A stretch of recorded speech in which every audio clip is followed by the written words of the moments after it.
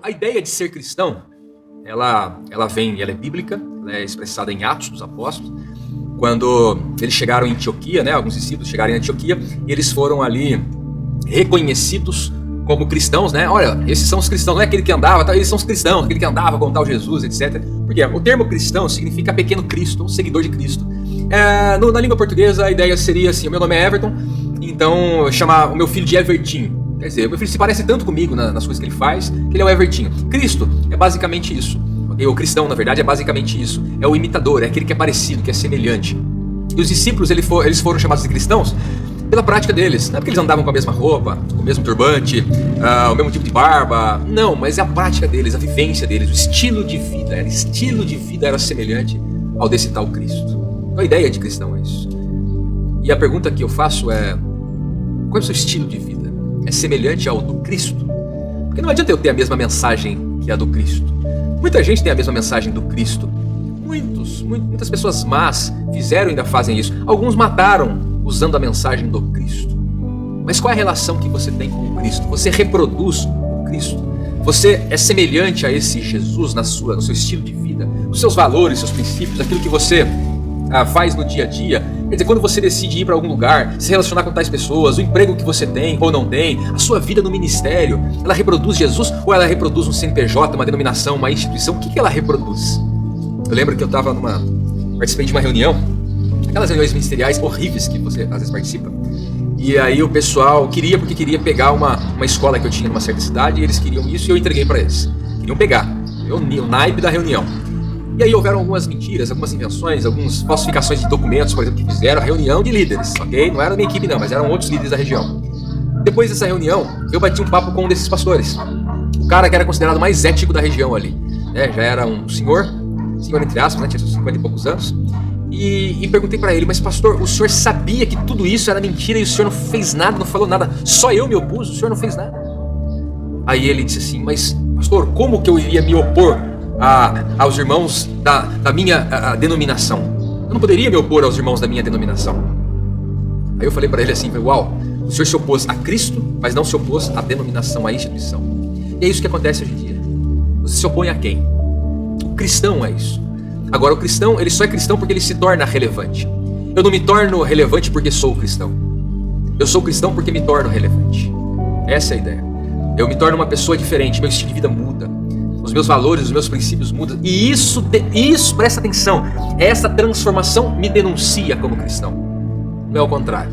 Não é um conjunto de regras e leis que eu passo a seguir.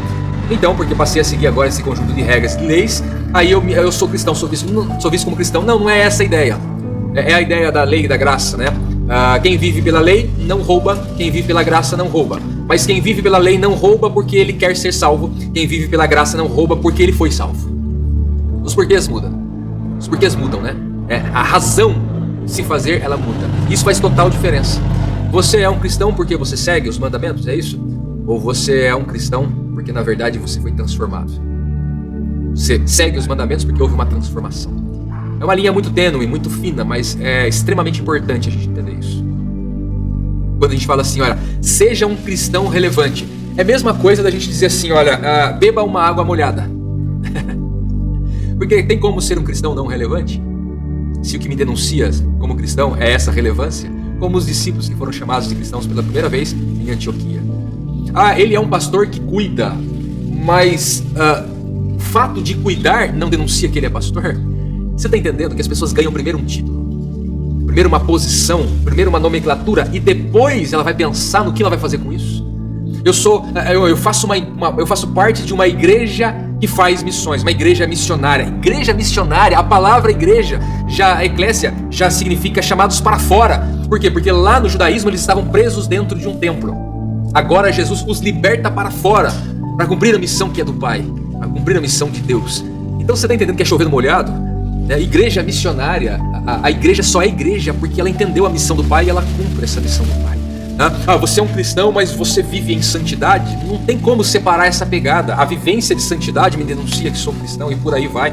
Teria daqui milhares de exemplos em relação a isso aí. Mas como você tem vivido? Você é denunciado como um seguidor de Cristo pela vida que você vive? Ou você precisa sempre falar o título que você se colocou? Evangélico, católico, pastor, etc, etc, etc, até cristão. Você que fica denunciando isso, ou você é denunciado pelas outras pessoas? Porque no texto de Atos, eles não falaram eu sou cristão. Os outros falaram, eles são cristãos. Quem tem falado isso de você? Você mesmo fica tentando provar isso para as pessoas? Ou será que o mundo já vê isso na sua identidade? Eu fecho isso com o seguinte. Jesus nasceu e enquanto bebê, possivelmente antes de desmamar, Jesus foi perseguido. Lembra aquela perseguição grande lá que é feita até por Herodes e tal? E que estavam procurando o bebê que tinha nascido aí, o suposto rei dos judeus e tal, para matar ele. Interessante é que Jesus não tinha pregado, curado ninguém. Jesus não tinha feito nenhuma obra. Jesus não tinha confrontado ninguém.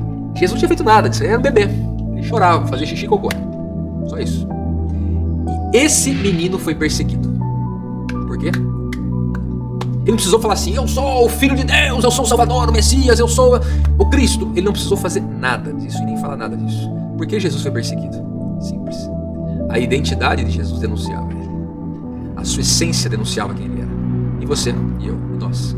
A nossa identidade denuncia quem nós somos. Por isso, somos aclamados ou somos seguidos por um e somos odiados por outro? Ou a gente precisa a todo momento ficar provando dos outros quem a gente é?